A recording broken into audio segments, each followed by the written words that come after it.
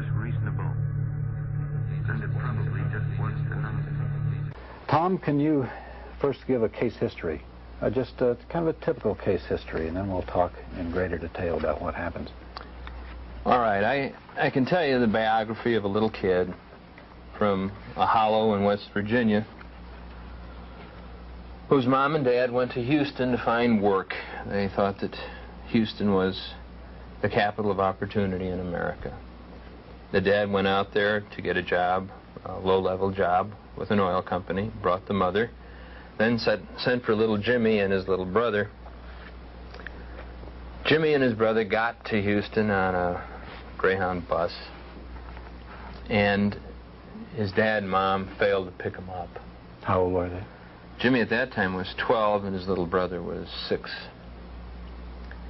They spent the night in the terminal, Jimmy fending off the advances of a number of men. And then the dad came to pick him up the next morning. The parents had both gotten drunk and forgotten to pick up the kids. The boys went to live with their parents. The parents both had severe drinking problems. The dad lost his job. The mother got killed in a car wreck. The little boy was severely injured. Jimmy dropped out of school to try to hustle, was his word, money to help keep the family, what was left of it, together. The dad died choking in his own vomit after a drinking bout. And Jimmy was the sole support of himself and his little brother. The rent was coming round, and Jimmy had no money. And then a neighbor kid said to him, "You can get $10 just for watching me play with a man." And Jimmy said, "That's queer." And his friend said, "It's not queer if the guy does it to you. If you just let it happen, and all you have to do is watch." Jimmy did it. Then the man offered Jimmy $25 to let the man play with Jimmy, and Jimmy took it, so he had $35. And then he got introduced into the routine. Jimmy was little, only 12, and he was small for his age.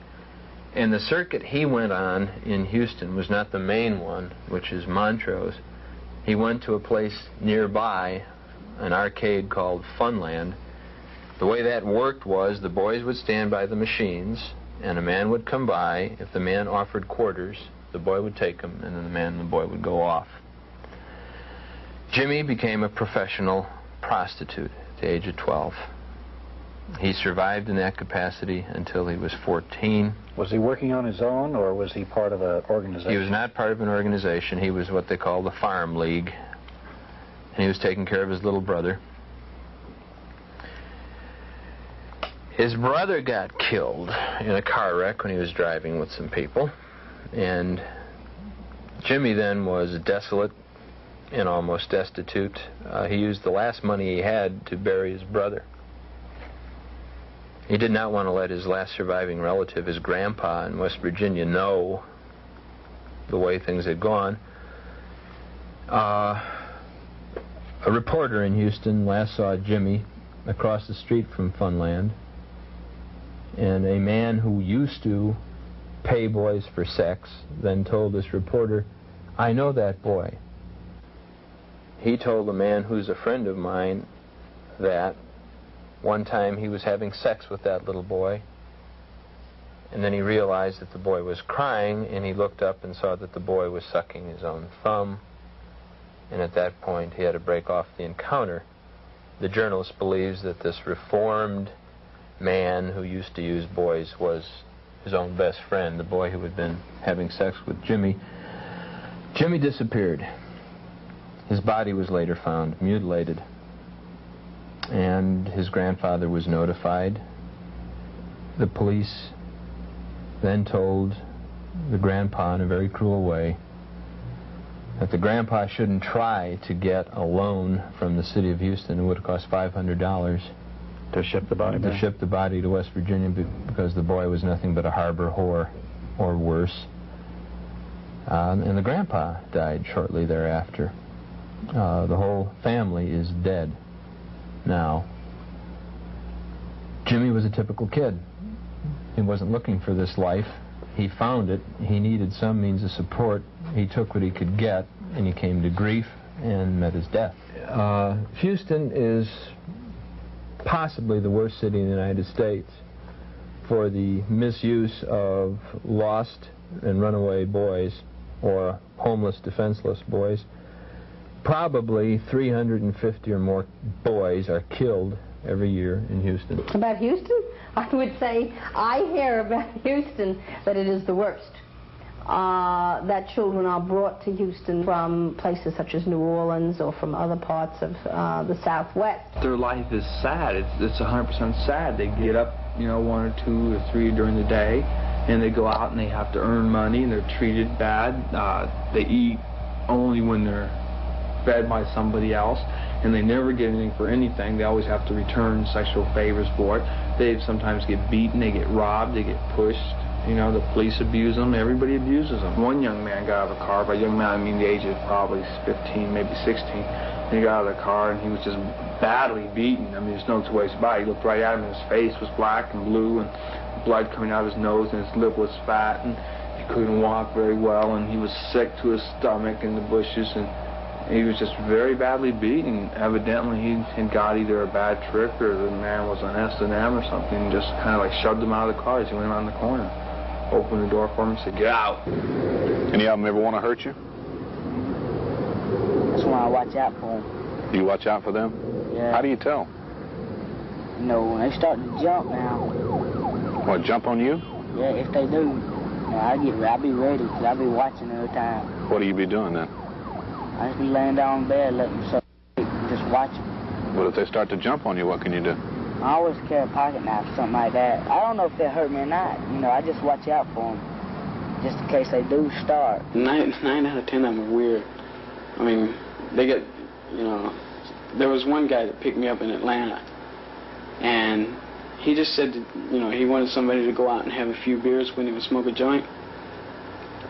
And we got over there, and I was drinking this beer, and all of a sudden, you know, doing like that, you know, I couldn't even see straight. My eyes were rolling back. And then the room started spinning and I was out of it. When I came around, he had me tied up in the basement, no less. Way up like this, you know.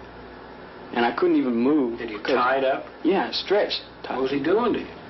Nothing. He was just sitting there with this whip looking like he's going to hit me with it. He just threatened me a lot, and I was sitting there crying and scared to death. You know, because the worst they could do is kill me, you know. That interview was conducted several months ago in Houston, Texas. Investigators now fear that the 15-year-old is dead. The body of a young man found ritualistically dismembered in Missouri is thought to be his. I woke up and he was clamping handcuffs on me. I was laying on my stomach. The other two were on their stomach and they were handcuffed and their feet were tied. The most shocking and horrifying result of older men having sex with young boys is the story of Dean Corll in Houston, Texas, and more recently John Gacy in Chicago. In Houston, Corll lured or had brought to his home at least 27 young boys, all under the age of 17. The boys were sexually assaulted, then killed. In Houston, I give the figure based on, I think, prudent calculations that upwards of 350 boys a year are killed deliberately because of this. Many more die of drug overuse, malnutrition, of suicide. The national toll per year is in the thousands every year. Kids die violently because of this. In the first 3 months of this year, 1981, 30 boys were found dead in Houston.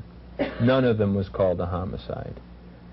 They were found to be dead of exposure, dead of causes undetermined, dead of massive internal bleeding, as in the case of one child under 10 who was found naked in a Dempsey dumpster with his colon and his rectum torn apart.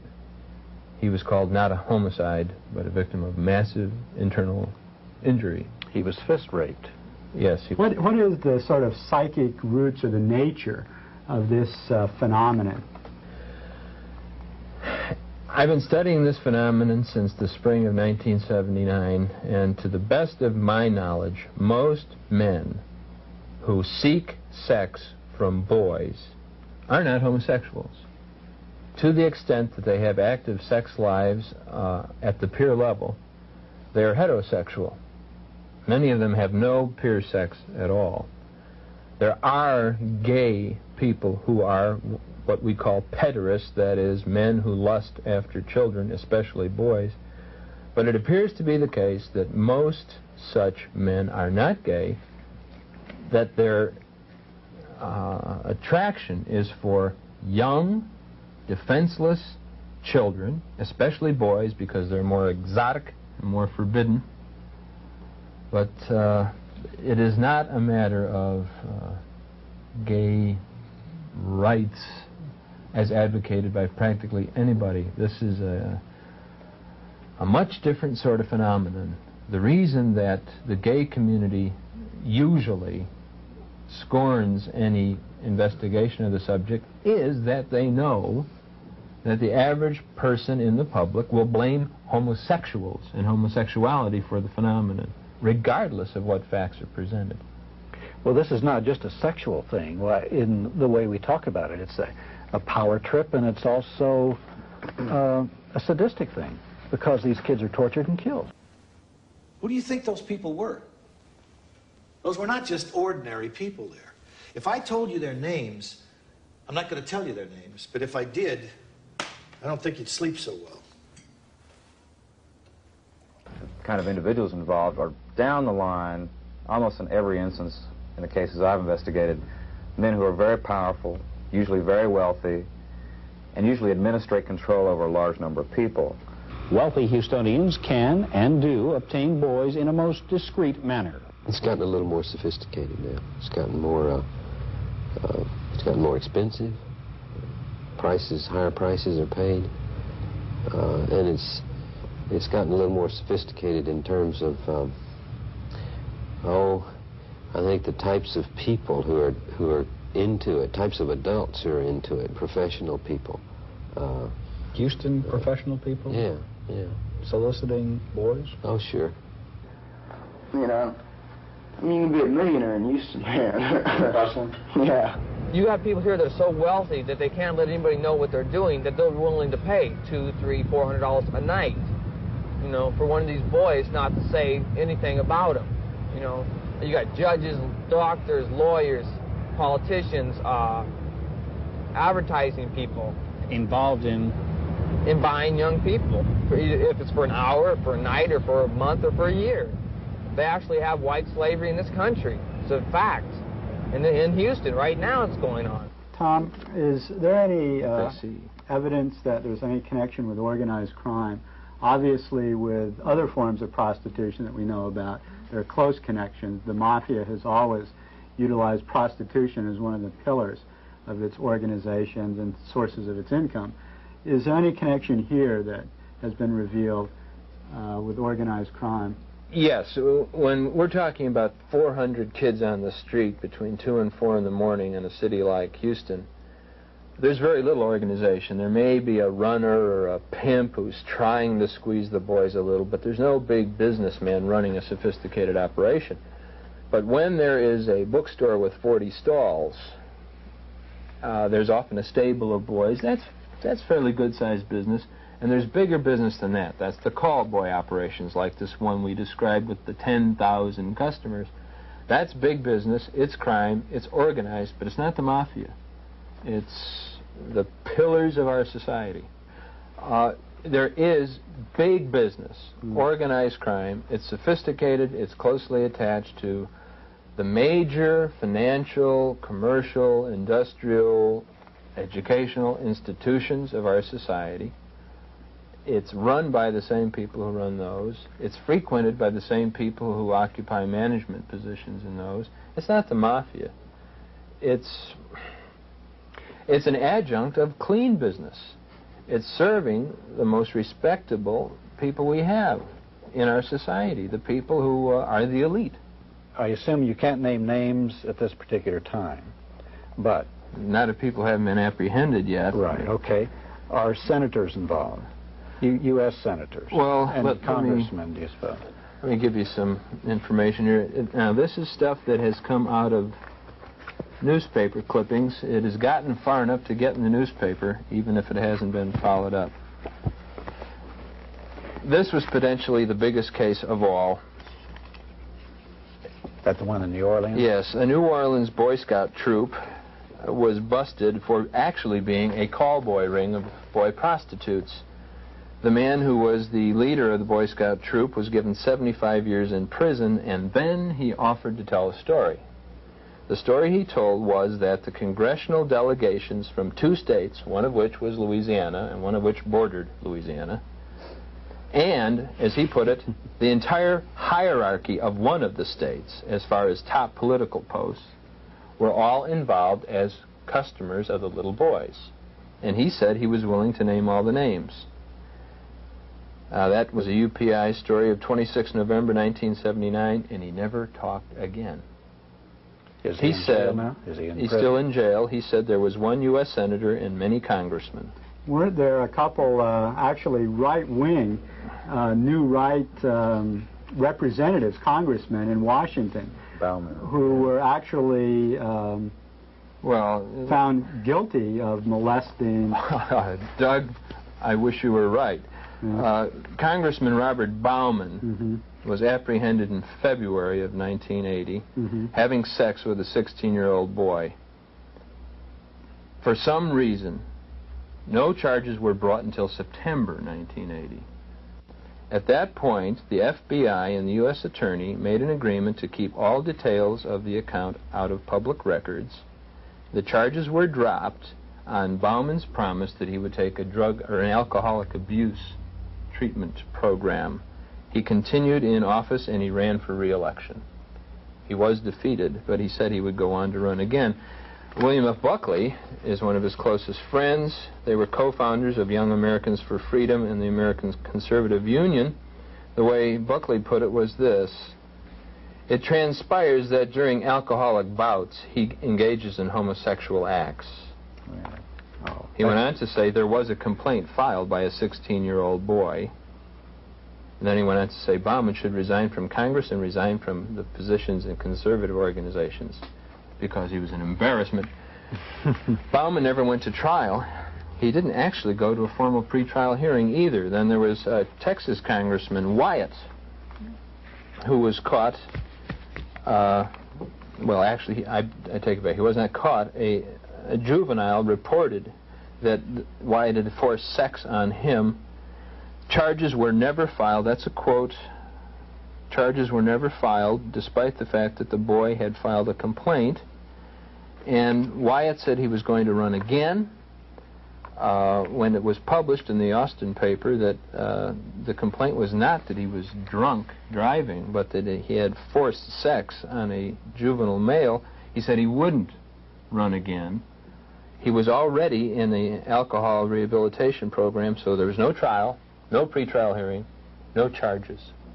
Wasn't there another ring of tour guides, boys as tour guides for congressmen? Well, that you may be referring to the case of Representative Hinson, a Republican from Mississippi, who was found having sex with somebody in the men's room of the Longworth House office building. There are conflicting accounts. According to one account, he was having sex with a minor. According to another account, he was having sex with an adult. He said he was innocent, and he agreed to undergo alcohol abuse treatment, and he was not charged.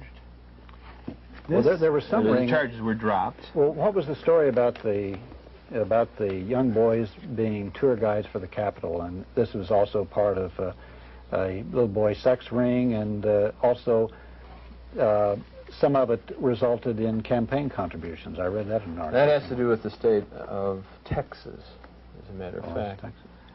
And here's the way we can tell that story. This is one you can't tell. Well, this is one we can. It got into the newspaper. Yeah, I saw it in the newspaper. But then it disappeared. Oh. What appeared in the newspaper was a boys' home run by a Texas state representative was being investigated for charge of abuse of the boys. The state representative said that there was no abuse. He claimed that his place could not be investigated by the state because it was private, like that of Reverend Roloff. The story died and didn't appear in the press anymore. the lead that produced the initial story was that that representative took campaign contributions, and then the contributors, as a reward, got to have sex with the boys in the home. And that he did this for more than himself, but for other representatives. That man is out of the state legislature. So we've talked about legislators, congressmen, a senator, senators, people in the highest ranks of government at the state level. Now, are these just aberrations, or is this part of a widespread ongoing thing? I think it's very widespread. And not just among powerful politicians. We've talked about politicians. But it seems to be the case that in all high-powered professions, corporations now we're talking about too. Corporations, medicine, law, even the university, not necessarily professions with bloated salaries, but prestige, some power, influence, and above all, pressure. The men involved are susceptible to this kind of deviation. I'm working right now, like just, with the corporation. And what's that? How's that work? Well, when their executives or, their business people are in town, they're sent to our apartment, and we entertain them while they're here. Okay, what's that entertainment usually involve? What do they usually demand, or what do they want? Well, it's all kinds of sex and perversions. There's no two alike. I've decided that. Everyone's in for something different, so I can't really stereotype the whole, All the men want different things? Yeah, right. But we're usually in the passive side, and they're usually the dominant player.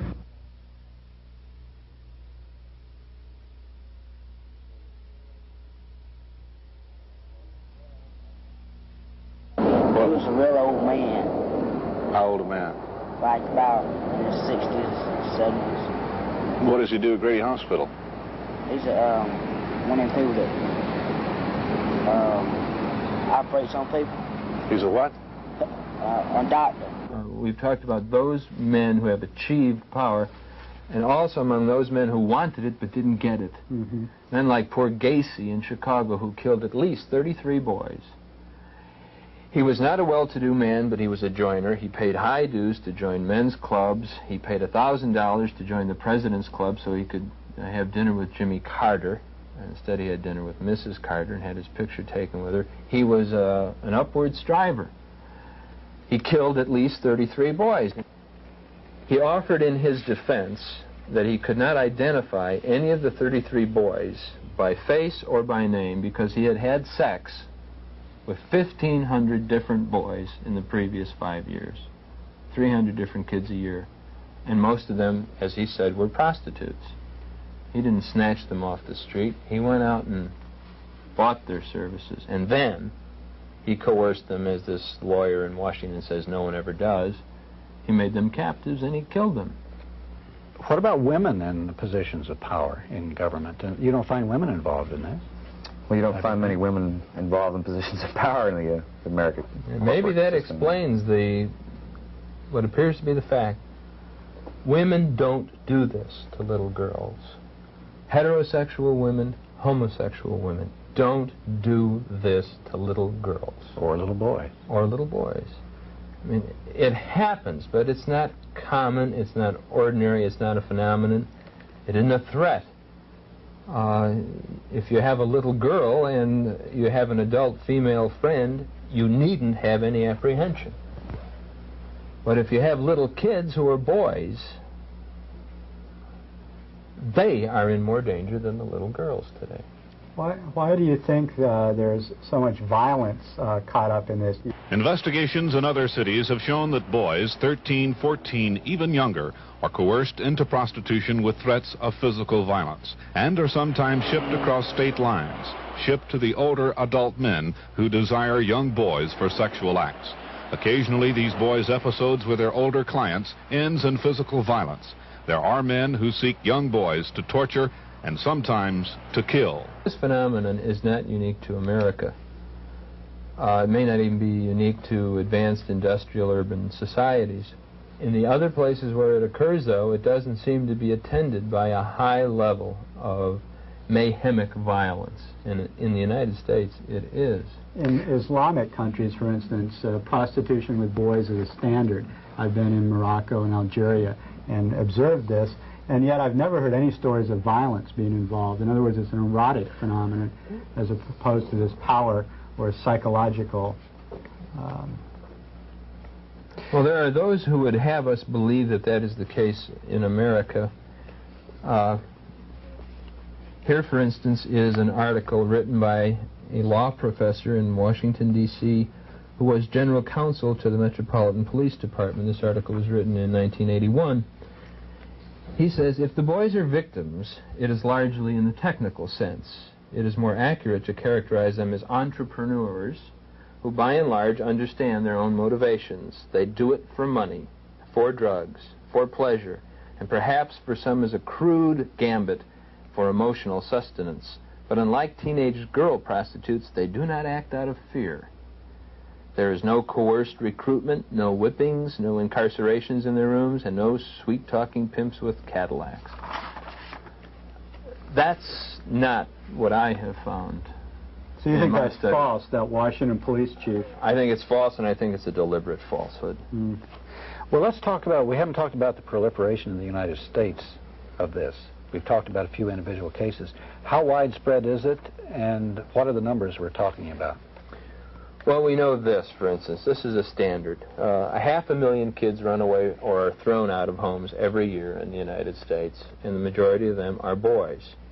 Another thing that the President's Commission on Obscenity found, this is the commission that Richard Nixon repudiated, it mentioned in passing that child pornography was a phenomenon of the abuse of children, and then went on to say that for every female prostitute of any age in the United States, there are 9 boys underage who are prostitutes.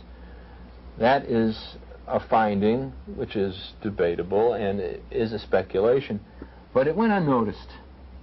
I think, though, that if you get in a car and prowl the streets of the capitals of this practice, Houston, New Orleans, Atlanta, Chicago, New York, Los Angeles, and to a much lesser extent, Austin, our state capital, and Washington, the nation's capital, you'll find that boys are the ones hustling more than the women.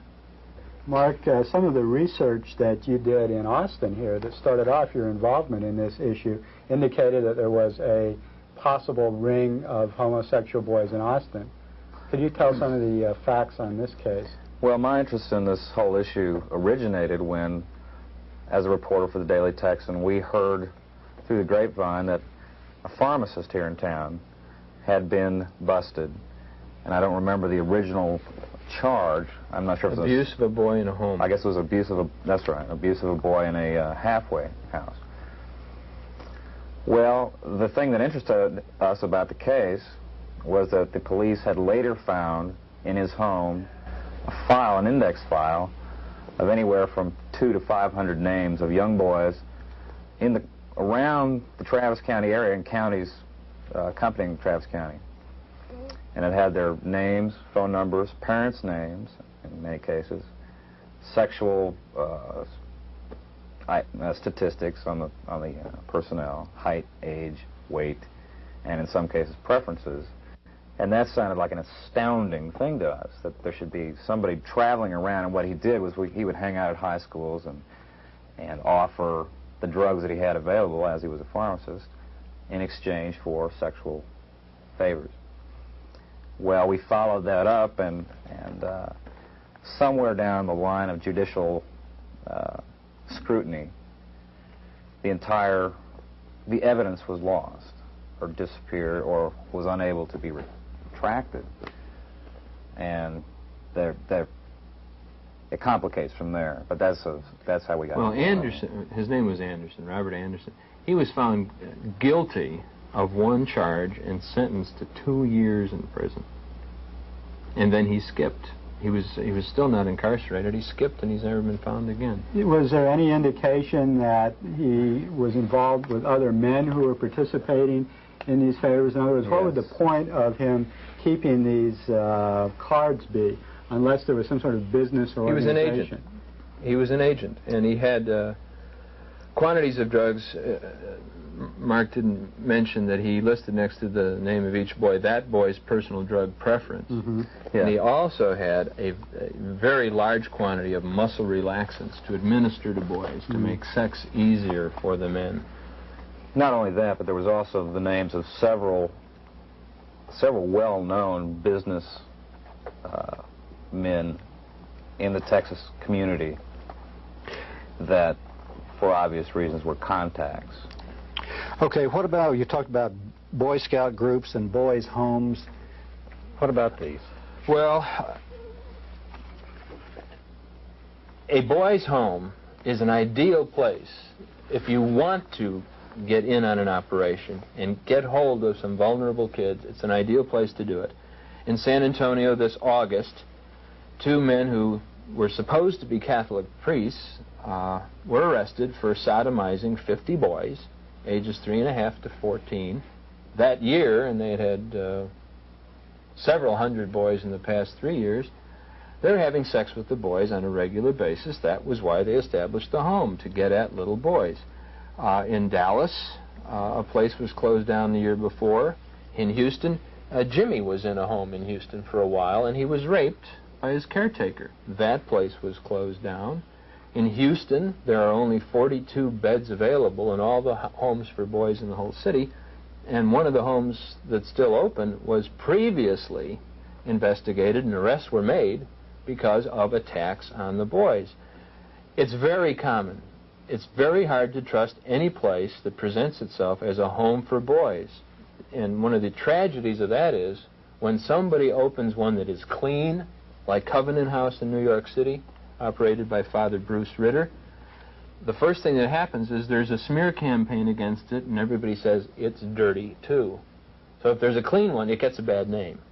The object is that to make it impossible to tell the good ones from the bad ones.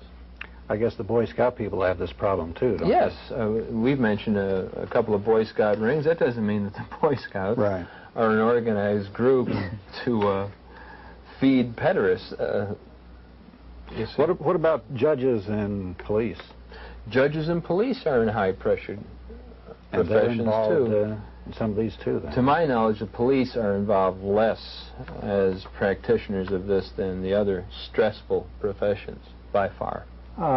We mentioned... I should have mentioned the clergy. With all regret, the clergy is highly susceptible to this. Real priests, not just bogus priests like those in San Antonio. You mentioned some of the worst phenomena here, these mass murders in Houston and in Chicago. Does this connect with Atlanta in any way? There's been, as you know, mass murders of all these black children in Atlanta. And as I recall, the FBI, when they initially got in the case, after they made this a federal case, Reagan, or I guess it was Bush, went down there, the FBI came out with a report that indicated that there may be sex abuse of some sort in the death of these children. Then it seemed to be pretty much dropped after an initial play in the media. Do you have any comments on that? Yes. The first indications that leaked out that maybe the kids who were victimized in Atlanta, murdered, were actually boy prostitutes who went to the people in the cars to make contact, came out in February. And then national cable news network and ABC News tried to mention this as a possibility. It's a very delicate thing. It's almost an insult and affront to the black community to say the angels of Atlanta were really prostitutes, unless you believe, as I do, and unlike that law professor I quoted, unless you believe they're victims. They're not responsible for what is happening. They are being used and abused. But the public reaction was chilly, so the networks dropped it. They revived it in April and dropped it again. I have headlines here, quotations from news broadcasts about the boys possibly being hustlers, and that fellow who has been arrested and indicted being a photographer procurer.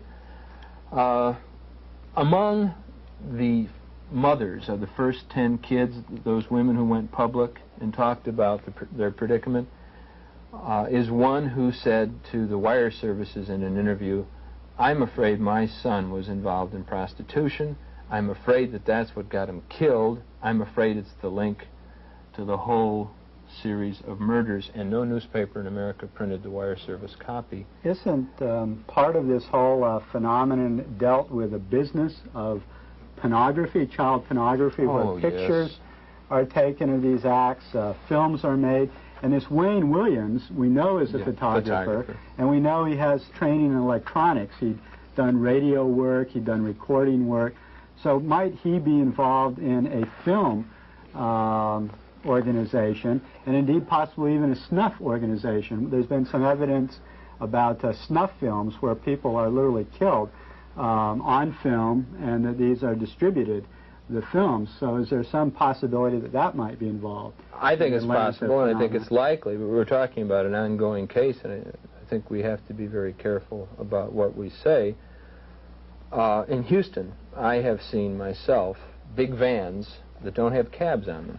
And I've seen young kids go into the van and not emerge for an hour or an hour and a half. And sometimes with the door open, I've seen photographic equipment inside. A raid was made on a mansion in Houston, although the newspapers in Houston referred to it as a flat. It was a mansion. Inside that mansion was more photographic equipment than KLRN, KLRU possesses, and that's one of the biggest stations in the Southwest. Bigger than Channel 13 in Houston possesses. Channel 13 played up the raid, but the news media besides Channel 13 didn't. It was as if 5 guys in a little studio were taking candid camera shots of kids. They were producing books in there. There was also an arrest in Houston in 1981 of a man who sold 20 different films, child pornography films, to somebody from Boston. Now, he was committing several federal crimes in doing that. Right. And among those films, although the newspapers would not print the information, among those films was that of an infant being sexually used by men, and a film in which somebody appears to have been murdered. That person hasn't gone to jail yet. What about the bookstores and the the places where they show movies and stuff like this? Here in town, for instance. I think that you don't find much evidence of this sort of thing in the bookstores, because it's people who are trading and dealing with this kind of thing. It's a very clandestine operation, and having gone through an investigation myself, I know how absolutely impossible it is to trail this stuff. I mean, you're dealing with people who are not stupid.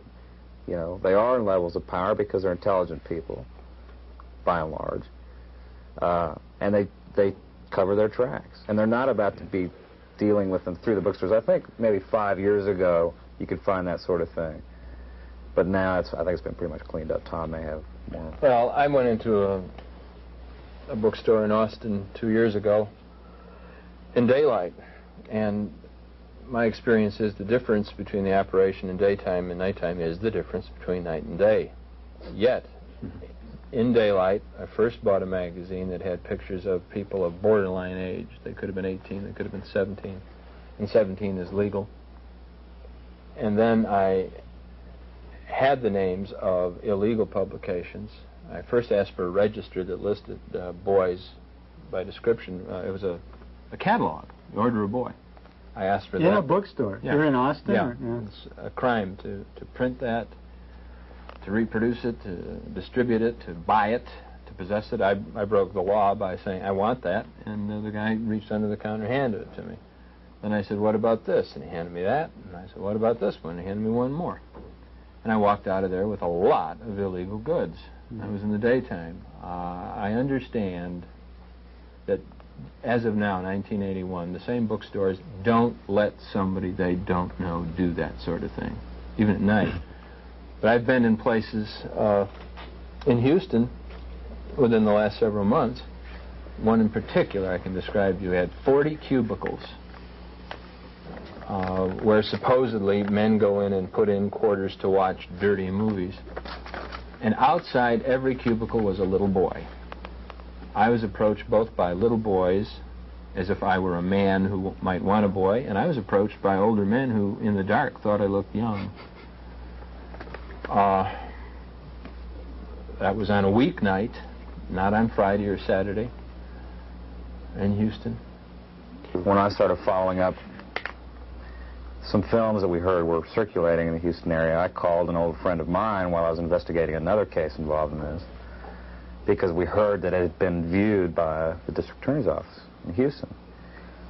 This friend was a good friend who I'd known from bars, you know, I mean, in a very social atmosphere, not a professional one. And I called him to ask about if he had heard anything about this film or viewed it himself, perhaps. He answered the phone. I said hello, and we chatted for a moment. I said, by the way, have you heard anything about this film? And he cut me off and said, I've never talked to you before in my life. Boom. And I've never talked to him again. And I've known this guy for a couple of years. And as soon as I mentioned that film, it's like... When Boys for Sale was shown on TV, it was shown first as a nightly series, and then there was a summary program.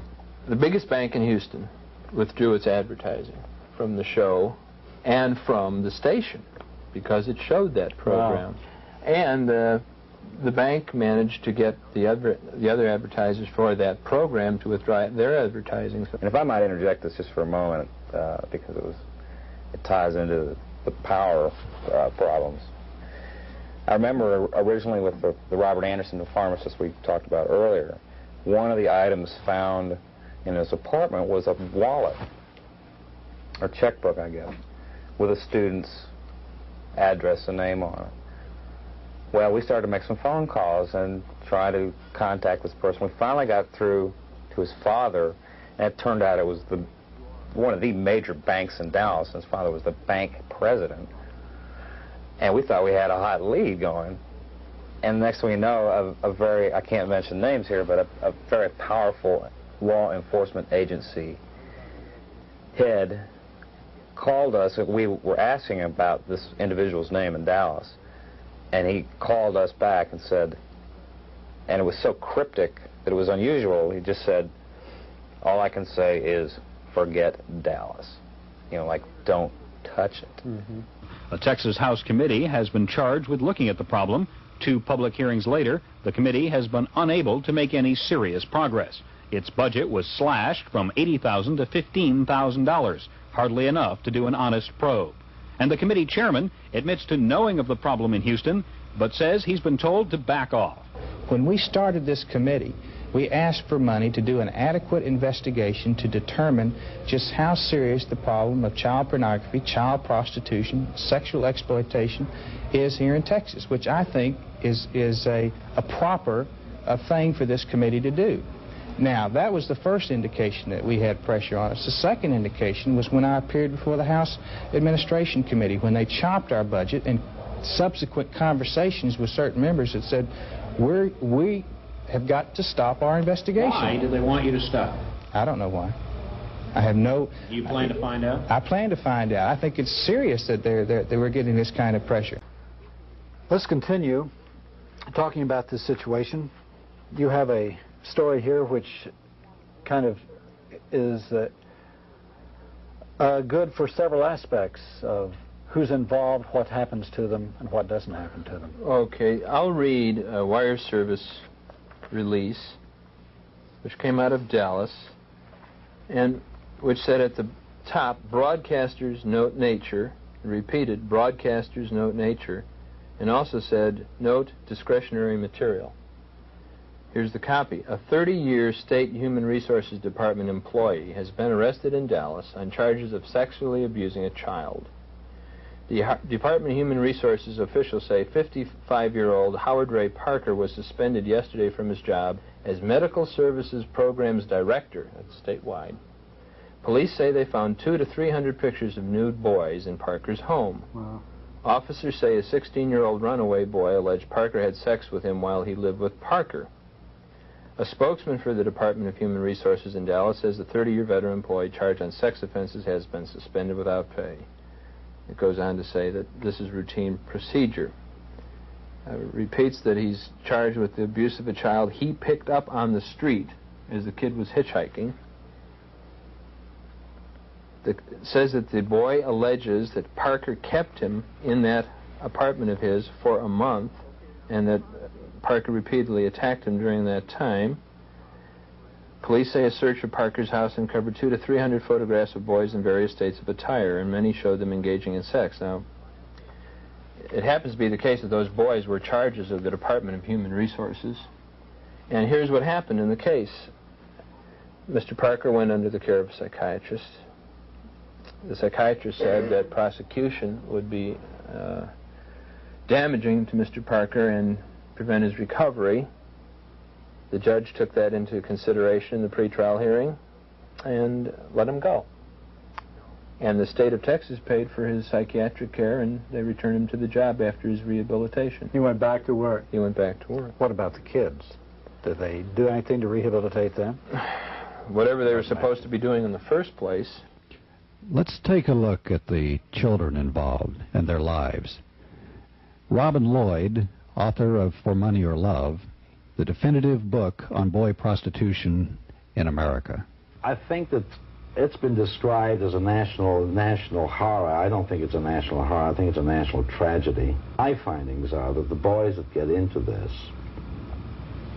as described in the title of the book, For Money or Love, they're not really in it for the money. I think that they're in it for what they perceive to be adult attention or adult affection.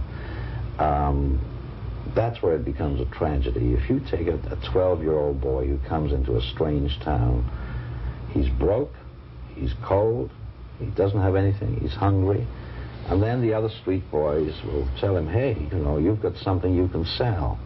And he finds he has this marketable commodity I mentioned earlier. So now he goes to the apartment with a strange man. They go to bed together. The next day he's out on the street, and he's looking for now the same kind of protection that same night. Their life is sad. It's 100% sad. They get up, you know, 1 or 2 or 3 during the day, and they go out and they have to earn money, and they're treated bad. They eat only when they're fed by somebody else, and they never get anything for anything. They always have to return sexual favors for it. They sometimes get beaten, they get robbed, they get pushed. You know, the police abuse them, everybody abuses them. What do you do with the money? When I have to stay with somebody, I pay them that, or just give me something to eat when I need it. And I buy me some shoes or some socks, whatever I need. How much you guys getting per trick? You gotta be able to make some bucks. We didn't get more than $5. Trying to get some money, but when we need it bad. $20 for the days over. Oh, no. So I can make money, man. There's no other way. No other way you can make money? That's true, there ain't. Can't find no coke bottles around these days. People already tuck them all up. 14, I can't get a job. I ain't gonna get a job. Yeah. Most of the kids don't want to be where they are. They don't want to engage in this lifestyle. And if you give them help, an awful lot of them, a very high percentage of them, are quite anxious either to go home or to get a job, go back to school, to live a normal, happy life. They are not into this really rotten thing because they like it. If they stay in it long enough, they develop attitudes that make it very difficult for them to do anything else. If you work here in our center and you do not develop a bad memory, you don't work here very long. The tragedies, the violence, the fact that some of the kids that come into us are killed because they cannot escape the exploitation is a very hard thing to bear. Our staff does not really last very long here. Who's running it? I can't tell you. Why? They do something to you? Something like that. Yeah, I understand what you're saying. Well, if they have that many kids, what's their where is it located? I mean, is it what part of town? I'm not. But you're not going to tell me the location. I would kill him. If they're running 20, yeah, they can figure it toes, ankles, all you have to do is. The youth then detailed how boys are procured and then held by the service. Strictly all the boys are closed circuit. All the boys from Houston. Oh no, these guys, you know, like hitchhikers that are hitchhiking in, they pick them up, give them a place to stay, and then tell them, look, you owe us some money. All fairly young? Very young. What's the youngest? 9 years old. Well, this is one little kid's little But they have them all the way up to what, 18, 20? 21. Now, do they provide y'all with protection? I mean, are they protected? Well, Vice doesn't touch them. But you don't know why? Or do you know why? I don't know why. All I know is Vice doesn't touch them. Do they teach the kids how to perform sexually at this place? They teach them how to do it? I mean, like... Well, usually they get some... Good training. What happens if a kid won't perform? Do they kind of get down on him pretty heavy? No, they just get rid of him. Well, how do they keep him quiet? You know, so he won't talk. Well, they usually have an example. Once in a while, break a finger or two. Have they done that in front of you? Yeah, they've done it a couple of times. Some John, you know, like didn't pay up. One time they took him into the room and they broke his finger. One at a time. Boys told our undercover investigator, a former drug rehabilitation counselor and sex therapist, that they are not proud of what they do. You don't live at home? I go home once in a while. Does your mother know you do that? She doesn't care? She don't like me come around the house too much. And if I do that, she don't like me come around too much. Why not? She says she just don't like her son being hustling and stuff like that. She knows you're hustling? Yeah. This dude wanted to take some pictures of me for $100 tonight. You know, stuff like that. It's just stupid stuff. Well, you can, yeah. Why do you say it's stupid? You're doing it. Well, hey, you gotta live. I'm ashamed of it, too. You're ashamed of it? Sure. Why? Hey, man, I wasn't brought up this way. What kind of family are you from? I had real nice people. I mean, you know, it was me that messed up. Your parents know what you're doing? Oh, no. She know I'd never let them know. God. Hell, I've heard them too many ways already. Well, the reason I'm here is, you know, when I was 13 years, well, I was 10 years old when my mom got remarried. And when she did, this thing she married came into my room and raped me. And they had to take me to the hospital and put 3 stitches in me. You know, that's when you were 10? Yeah. So then what happened? How'd you end up leaving home? When I turned 13, I just, you know, packed up my bags and trucked on. What do your parents think you're doing, or what's your mother think you're doing then? I don't know what they think. I haven't written them a letter since year before last. They don't care, you don't think? No. This boy was partially a victim of poverty. On the streets, though, you find boys from varied backgrounds. One 15-year-old from a wealthy family tells of being cast out because he was failing in school. His parents are divorced. Neither his father nor his mother wants to care for him. He started out as a prostitute when he was 12. You gotta keep hustling with yours? Yeah, I have to. I mean, you know, where's a 15-year-old going to get a job, man? It isn't too likely. What do you think about what you do? You proud of it? No. I think disgusting, revolting, you know. Why do something that's disgusting and revolting? Well, you gotta eat and you gotta sleep, you know. The worst they could do is kill me, you know. Well, that's pretty bad. Yeah. I mean, aren't you worried about that? Don't you value your living? No, right now I don't. You don't value your life? Not really. You don't want to stay alive? I mean, I want to stay alive and all, but, you know, if I die, what the... I mean, it can't be much worse. I know. I mean, is it that bad out there? Don't you look forward to the day when you get a good job? Yeah, but that's all I can do is look forward, you know. Live each day as it comes. So you're really not happy, are you? No. I'd much rather be at home, you know. Well, down in Houston, they have streets where they hustle, which you don't find in some other cities, right? That's right. What kind of, now this is apparently, these are the entrepreneurs, as the D.C. guy talked about, right? These are cold little kids looking for money to buy some food, money to get a room, hopefully with some privacy, with somebody if they can't get any privacy. To put it in the bluntest terms, At 2 in the morning, when the bars close, the boys who've had only one customer that night and need more money, or haven't had any customers at all, start bidding against each other for the favors of whatever pederasts are patrolling the street. You've actually observed this? Yes. Yes. That's at 2 o'clock. It lasts for about an hour, a little longer, and then some kids are left, and many of them have nowhere to go. They might have what they call a trick pad that they can go to, and I hope they get the $25 to pay the rent there the next day. I've seen them climb under cars to get shelter and warmth. To sleep, you mean? Yes, at 4 in the morning on this one night in November when it was cold, and the boys had T-shirts on, not jackets, and they didn't have jackets. These are mostly destitute, what you might say, street people. Well, they might come from well-to-do homes, Doug, but when they're gone for a few months, they're down poor. and out. They are now poor. A rough count that I made was that there are 400 kids in an area of half a square mile. Is there any... Now, let me finish the story. Sure. The police then came and rounded them up in vans, and I heard over police radio that their count was that there were 400 kids. And they drove them to a suburb of Houston called Pasadena and let them out. Why did they do that?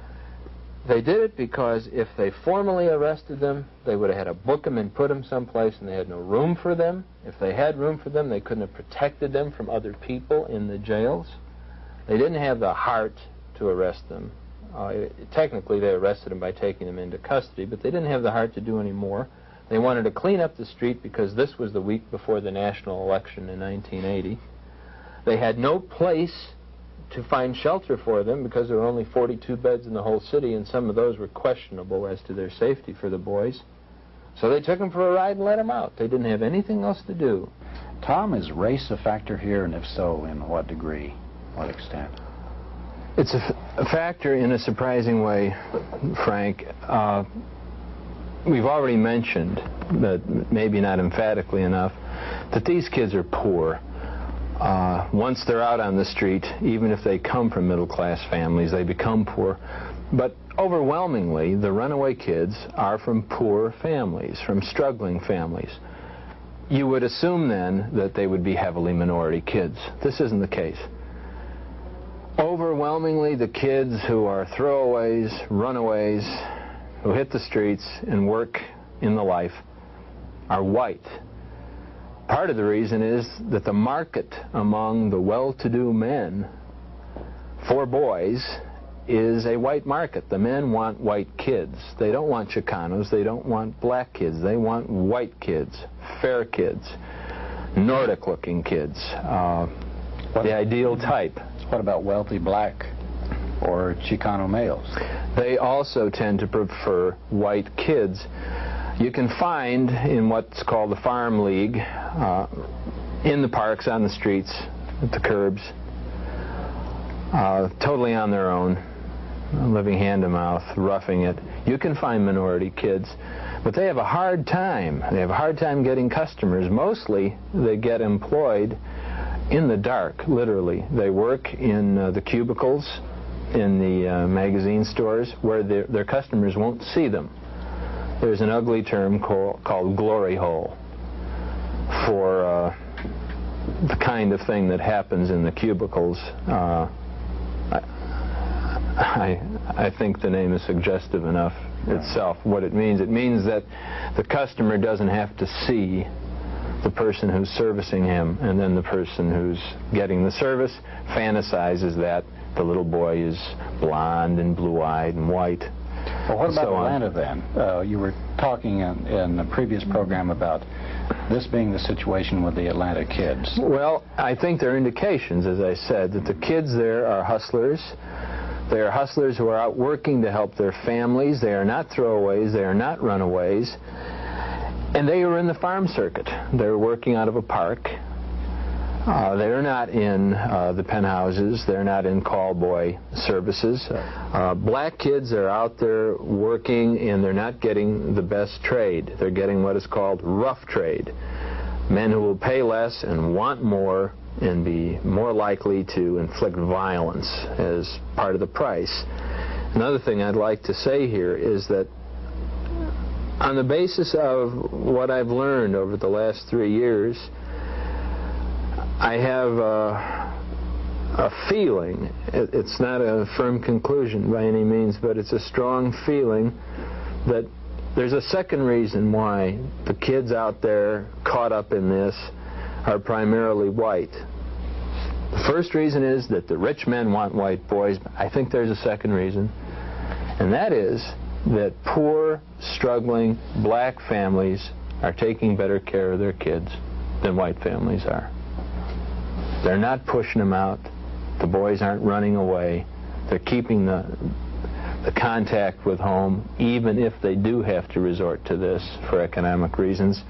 And when the families find out it's happening, they accept the kids and they love them, and they don't punish them, reject them, and throw them out. What about the kids themselves? What happens to them? Assuming they're ones that live, and can they get out of the life, and what happens to them when they do? What are they like? In the first place, they mostly don't survive. They mostly, literally, don't live to be 20 years old. As far as I know, the best information I have is that these kids die. They waste away, they kill themselves, somebody kills them, and that's it. And we're talking about over half. Over half of the kids who make their living this way for a period don't survive adolescence. They don't become adults. Those who do have a tremendously difficult time. Of course it does damage. It does tremendous damage to self-esteem. You have to grow up with a general bitterness towards adults, where you find with all these strangers now into your life, where you're literally being used and poured over. Mutilated. It's not even...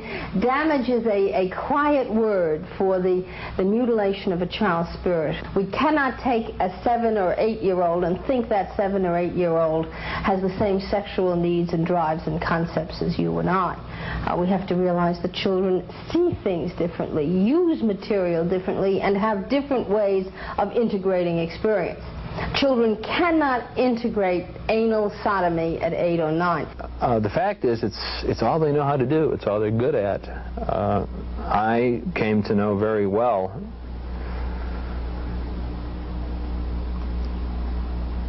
a 22-year-old hustler masquerading as a 16-year-old for whom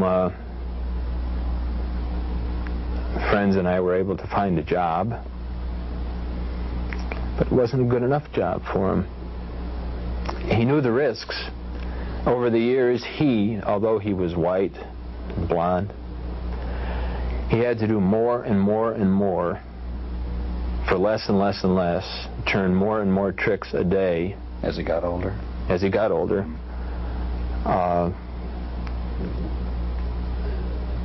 One of the things that I know happened to him in the last year was that he had to be subjected to penetration with bottles, and the men played the game of whether or not they'd break the bottle off in him or not and cut him. That kind of thing. When he was 17, he didn't have to do that, and he got more money. At 22, he pretended he was 16, the man pretended he was 16, he got less money, he had to turn more tricks, but he didn't know what else to do. He felt it was the one thing he was good at. He also admitted to being miserable. What are some of the legal problems here? How come more of, the organization that's exploiting these boys hasn't been uncovered, and two, the men who are participating in these crimes against each other? Take the boys' homes, for instance. In the case in San Antonio, which is still pending, there was an eyewitness who walked into the room of the director of the home at 4 in the morning because he was sure there would be a little boy in there. And there was a 6-year-old boy in bed with this supposed priest. Now, the eyewitness testimony that a boy was in bed with an old man doesn't do anything in the courtroom. It doesn't prove that there was sex going on. If the little boy testifies, who is going to take the word of a little boy against the word of, say, a real priest? And what little boy is going to say that a priest violated. It's a hard arrest to make. It's hard to get a warrant. It's hard to get an arrest. It's hard to get a conviction. And then it's hard to get a real sentence. Very hard. Nobody wants to put anybody away on this kind of charge because the evidence is, by its nature, very, very shaky.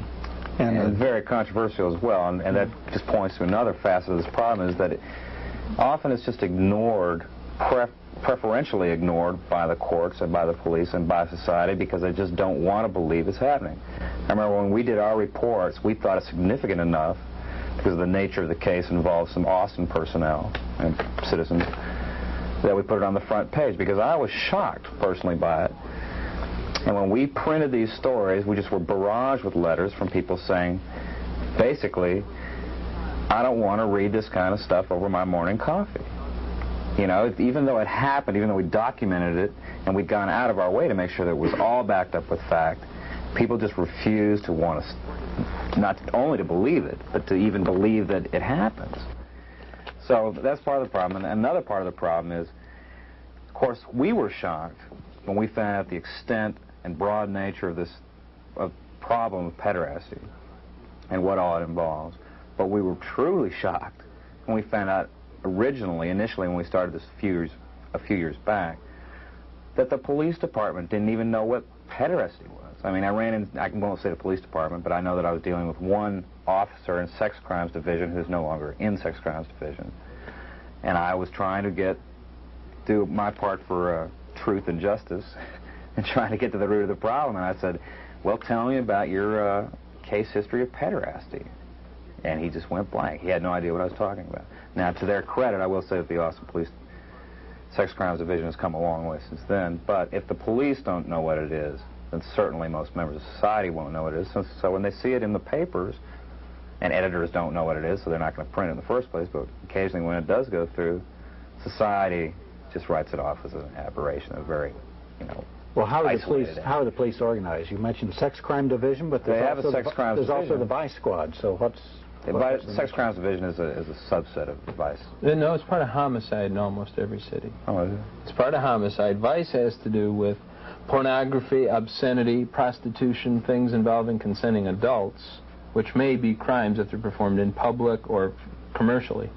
A sex crime is something that involves a direct violation of the law or involves things with kids or child pornography. Do you have a feel for, say, the budget and the number of personnel in vice squads compared to sex crime divisions in various places? No, I really don't, Frank. It's something I ought to know more about. In other words, the emphasis the police department places on one. I do in Austin, at that time anyway. At that time, they had 3 people in the entire sex crimes division, and they were so overworked with just, that's when the choker rapist was around and what have you, and I mean, that pretty much exhausts their time. And they were concerned about the issue, but they just said, frankly, we're not staffed, we don't have the personnel to do it. Rape is a major crime. The incidence is high. Attempted rape is common. It's extremely hard to track down a rapist. These guys are working extremely hard, and then we charge them with the duty of cleaning up the streets. And in Austin, the streets are clean. In Houston, they're not.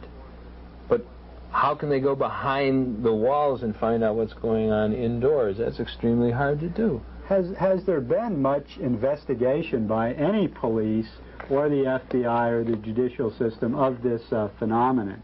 Or is it that it's a fairly recent phenomenon, or is it just something that they haven't dealt with historically or currently? There have been legislative investigations. There was a national investigation a couple of years ago looking toward the goal of national legislation to protect kids. But no, there hasn't been much. There are some who would like to tell us that the problem does not exist, that to say Houston is a major center for boy prostitution is to overstate the case. That is what the Houston police tell us. There again, it's not, we don't have as many male prostitutes as we do female prostitutes, but when you start talking about juvenile boys, 14, 15, 16 years old, 2 or 3 cases are too many, and we do have a few of those. Well, how would you, talking about that a little further, how would you define the problem of young boy prostitution in Houston as far as the size of the problem? Well, I'm not going to say it's one of the major problems of our city. Again, we have a certain amount of it, and it's our intention to try to keep the lid on it, to keep it from getting any worse. Listen to Atlanta Police sex crimes detective Douglas McCoy, a 10-year veteran. It is almost, at this point, especially at this time of the year, almost an epidemic. Yet only a very few young boys are ever arrested. In 1978, there were 7. So far in 1979, we've had 3 male prostitution charges. The facts are the Atlanta Police Department is understaffed. Vice and sex crime detectives carry a heavy workload. Rapes, for example, are up almost 100% this year. Boy prostitution is near the bottom on the priority list. Local police have to change their attitudes towards the boys, thinking of them more as victims than as criminals. The change in philosophy has worked for the Los Angeles Police Department and serves as an example for other cities. When you've got a 15-year-old boy out on the street selling his body, you've got to understand why he's out there. It's usually due to a poor home life. He's there to obtain the necessities of life. And you've got to look at that boy as a victim. Even though he's out there committing the crime of prostitution, you still have to look at him as a victim and why he's out there. When you do bring them in, what do you do with them? You certainly don't just throw them in the county jail somewhere. It takes us anywhere from 2 to 6 hours to interview. You talk to one of these boys for 2 to 6 hours when you first get them in? Yes, sir. Initially, they don't have trust in the police department because usually they've had contact with uniformed policemen, and the uniformed policeman will book them curfew or run away, and they're sort of leery of the police department. But we'll sit down and we'll gain the kid's confidence. We'll talk to him. We'll tell him if he is involved in anything, that he has anything having to do with sex, that he has done nothing wrong at all.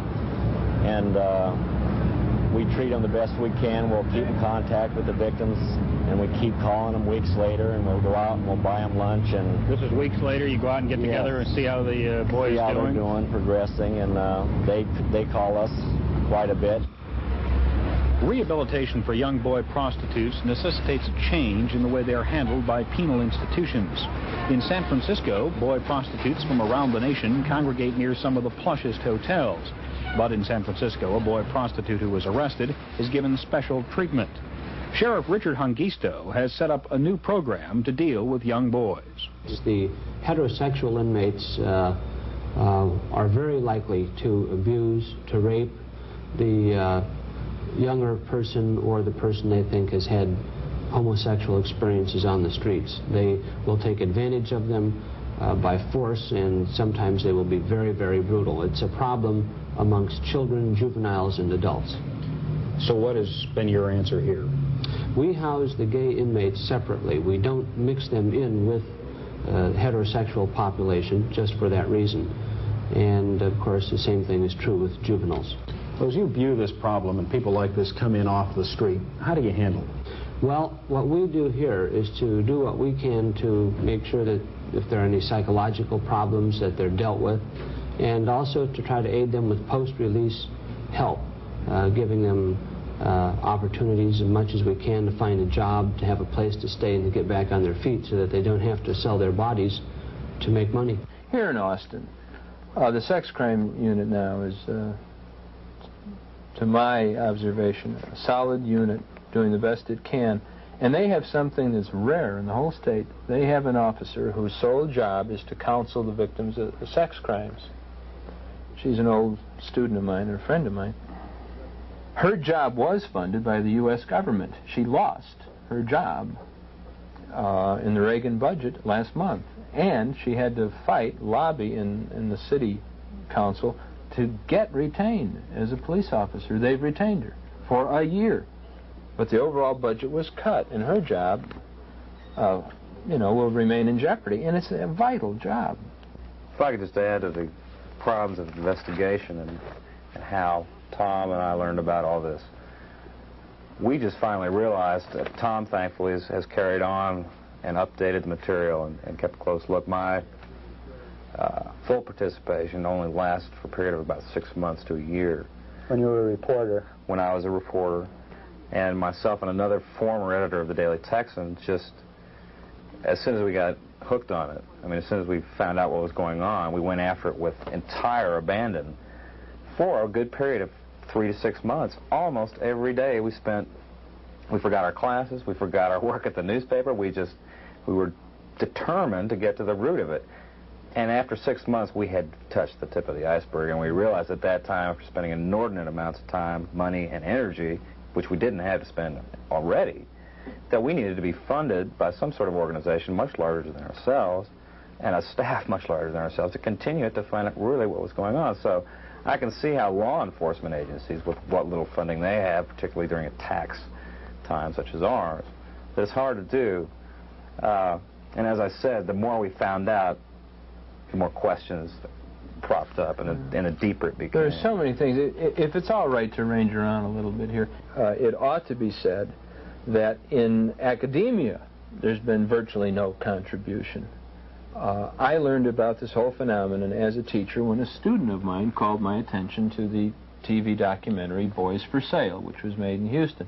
I was embarrassed that I didn't know anything about the subject, mentioned it to sociologists, anthropologists, psychologists, social workers. They didn't know anything about it either. Then I went into the bibliography and found that it was first meager, and second, heavily oriented toward the defense and explication of the pederast, like the lawyer's commentary I quoted to you. It's considered a dirty subject, and people aren't supposed to go into it. Every semester when I lecture on it, I have students get up and walk out. I used to have complaints made to the department, to the college, to the university, and so on, that I was doing pornographic things in the classroom. That's abated, but people still get upset and walk out. Maybe not because they are offended, but because they're emiscerated by it and they want to get away from it. People don't like to look at reality. Well, especially as real as it. This stuff is horrible. At any rate, if the police department from any major city went over to the major educational institution in its area and asked for a contribution from the faculty, that faculty could contribute practically nothing. Academics have been not necessarily remiss, but they have been oblivious to this. Can I ask you, unless it would compromise your information system, how do you go about getting your information? Observation, interviewing, and interviewing of many kinds. Interviewing kids, interviewing people who are willing to talk, who are on the other side of the street, so to speak, and investigators. Have you written any books, or are you planning any articles or studies on this? I'm working on a book, and I expect it will not be the last book that I'll write about the subject, and I'll be teaching a course on it in the spring, and as far as I know, it'll be the first one ever taught in an American college. Can we talk about the mass media treatment? We've kind of hit on it here and there. From what I seem to get, the electronic media, particularly a couple of TV stations, have done most of the work on it, and the newspapers haven't done much. With the exception of Mark and Gary Fendler. Right, with the exception of the Texan. Well, it's interesting. Throughout all the things that we did, which we thought, and perhaps we were in a minority, but we thought it was information that was in the best public interest to know, or at least be exposed to, was not touched by any other local media in town. Do you have any explanation for this? Why didn't the Austin American Statesman pick up on it? I really don't know. Or the TV station? Did you ever take it to them? But actually, I think the Statesman did run one or two.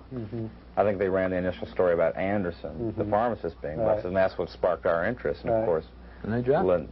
Did you ever talk to the reporter that did that story and see why they didn't pursue the... No, I don't think I did. I think we got so wrapped up in what we were doing. What about down in Houston? Is there any evidence of pressure to keep the lid on down there?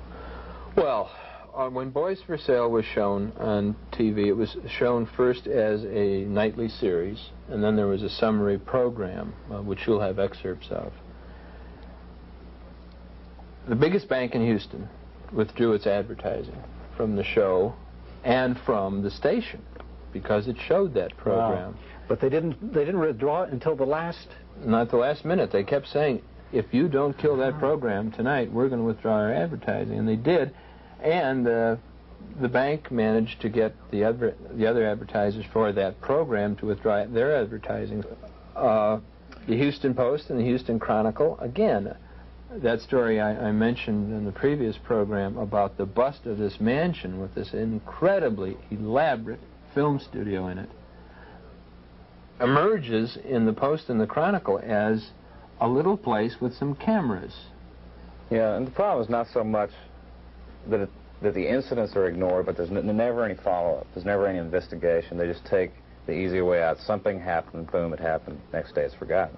What we need in the media is follow-up and investigation on everybody's part, so that we'll become sensitized to the issue. You had some threats of physical violence also when you were doing this investigation. Well, did you not? We were working with some people from Houston who knew a lot more about it than we did, and they, of course, counseled us and said, beware. I had my windshield broken in. I mean, a brick thrown through my windshield. I don't know if that was entirely coincidental. I sincerely doubt it, just because of the timing and nature. Well, this may be one very good reason why there hadn't been a lot of investigative reporting. Now, Tom can relate a story in Houston. The shotgun incident has had some problems. Well, the moderator of the show, Boys for Sale, had a shotgun go through his window, and then another one go through his that is the window of his home, and then another blast go through the windshield of his car as he was approaching the car to get into it. That kind of signal usually is sufficient to warn a person off. Any one of us in the country, and there aren't very many of us who have worked intensely on this for a period of years, has received threats and has been subject to at least feigned attempts. And the idea is that should scare us off. It has worked with a whole lot of people. The day after Part 1 of Boys for Sale was cablecast, Tom Philpott's van was vandalized. The tires were slashed, and the accelerator was jammed to the floor. And then the following week, Tom was shot in what appears to have been an assassination attempt. Has anybody been killed? Actually, what about the guy that wrote the book that he got a shotgun blast that did wound him, I think, pretty seriously, didn't it? Well, what then should society do about this? How can this problem be dealt with? Well, it's a tall question. Yeah. Law enforcement has to be activated, and it has to be supported, and it has to be seen through the end of the procedure, so that you don't have congressmen pleading not guilty or nolo contendere and getting no penalty. The kids who are rescued in this process have got to be cared for and helped, and no one really knows how to do it, but it's got to be done. A way has got to be found. They've got to be helped. And then most obviously, we've got to find a way to reestablish a society which does not throw up, literally, 500,000 kids a year onto the city streets and leave them there to be hurt. American families have to have support. It's good enough to say to families, love your children, but they have to have the wherewithal to care for their children, and obviously American families do not. These kids are not minority kids in the main, but they're mainly poor kids. They're from hard-driven, hard-living families. And it's so very, very sad. And it's so sad that we need to respond to them. We people who've got our stuff together and who think we know a lot about a lot of things, we just need to reach out to those kinds of kids. We need to go out there and find them. How quickly can a city like Houston move in this area? Well, we can move as quickly in this area as we have been in other areas. We can build a $1 billion Houston center downtown, then we can certainly move quickly to solve human problems and problems of people. Father McGinnis, do you see a role for big business in Houston in this plan? Yeah, one role is money. You know, and let's face it, a lot can be done with money. A lot of alternatives can be offered if we have the money to pay for them. And there's enough excess money in 10 corporations in this city to do anything we would want to save every one of these kids. Shocking as it is, when you put it in perspective, maybe it's really not quite so unexpected considering the history of what the people have been subject to, who have been under the control and rule of these people. And you start to think about what's been done to the Indians, the terrible working conditions that people lived in for years and worked under for years, the dangerous condition, the pesticides that people are forced to ingest, the lack of safety in the places where we work, wars where people are slaughtered. There's really a long history of this, and this is this the same type of impulse turned focused just on a small boy, or is this something really unique, you think? That isn't easy to answer, Frank, because in all honesty, this subject has baffled me from the time I first became aware of it until this day. I can't understand it. And I'm trying very hard, and it's very difficult. As an historian, I know that this society, probably above all in the world and in the history of the world, romanticizes childhood. But the historical record, child labor, for one thing, indicates that this society has not been good to children, has not protected children, in fact is contemptuous of children, heartless to children. And they're such helpless victims. Who can they go to? What constituency do they have? Nobody.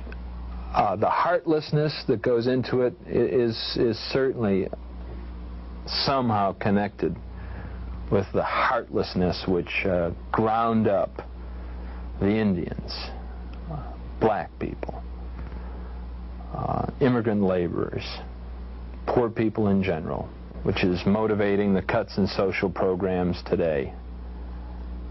Blindness to the actual living reality of people's situations. Yes, it's connected. But this is it's about the most hair-raising thing I think I've encountered in studying the history of my country.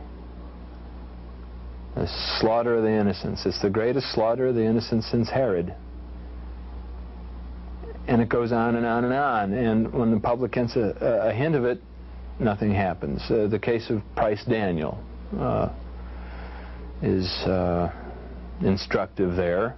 It came out in the custody hearing of Mrs. Daniel, who admitted to shooting her husband, that he attacked their son, and there was testimony that he had relations with other adolescents. There wasn't any inquiry as to what that might mean for society. Price Daniel is one of the major names of Texas.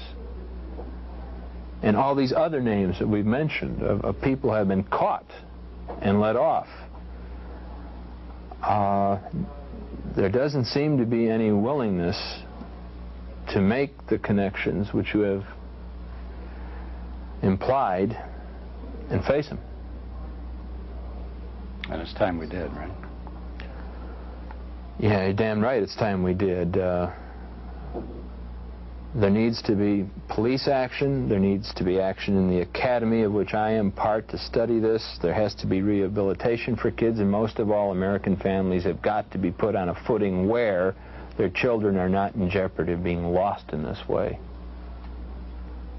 The whole society has got to answer for this, do something about it.